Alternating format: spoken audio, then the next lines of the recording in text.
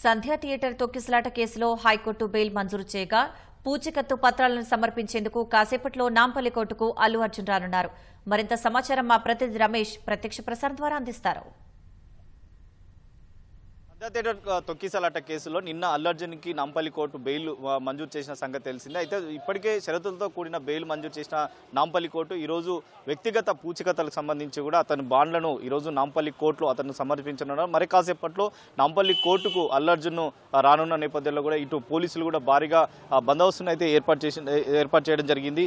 అయితే మరి కాసేపట్లో అంటే జడ్జి ముందు వద్ద ఏవైతే షరతులకు సంబంధించి కూడా కూడిన బాండ్లు ఏవైతే అంటే రెండు వ్యక్తిగత పూచికలకు సంబంధించి 50,000 రెండు వ్యక్తిగత పూచలకాలను సమర్పించడంతో పాటు వ్యక్తిగతంగా అతను వచ్చి తర్వాత న్యాయమూర్తి ముందే తను సంతకం చేసి తర్వాత పత్రాలకు సంబంధించి కూడా న్యాయమూర్తి ముందు సమర్పించనున్నారు. అయితే ఈ షరతులకు సంబంధించి కూడా ప్రతి ఆదివారం ఉదయం 10 గంటల నుంచి మధ్యాహ్నం 1 గంటల వరకు కూడా చికట్పల్లి పోలీస్ స్టేషన్కు విచారణకు రావాలి, తర్వాత అక్కడికి పోలీస్ స్టేషన్కి హాజరు కావాలని చెప్పి కూడా కోరడం జరిగింది. అదేవిధంగా విదేశాలకు సంబంధించి కూడా ఎక్కడన్నా విదేశాలకు వెళ్లాల్సి ఉన్నట్టయితే ఖచ్చితంగా ముందస్తు అనుమతి తీసుకోవాలి. నాంపల్లి కోర్టులో అనుమతి తీసుకున్న తర్వాతనే వెళ్ళాలని చెప్పి కూడా సూచించడం జరిగింది. ఇదే విధంగా అంటే ప్రతి ఆదివారం సంబంధించి కూడా 2 నెలల పాటు ఇదే విధంగా రావాలి, లేదనుకో ఛార్జ్షీట్ కోర్టులో వేసేంత వరకు కూడా రావాలని చెప్పి కూడా ఇప్పటికే ఈ షరతులు అయితే నాంపల్లి కోర్టు విధించడం జరిగింది.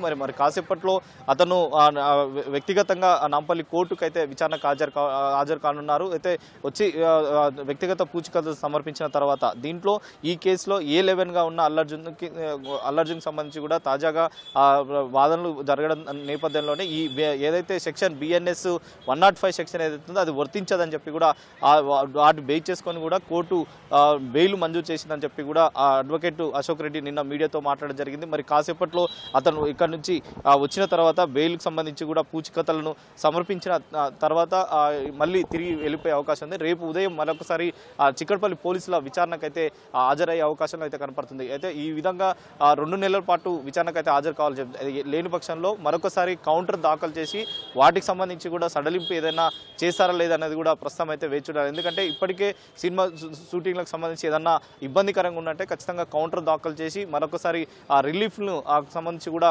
కోరుతామని చెప్పి కూడా ఆయన తప్పు అడ్వకేట్లు అయితే చెప్తున్న పరిస్థితి అయితే ఉంది. ఒట్టు స్టూడియో.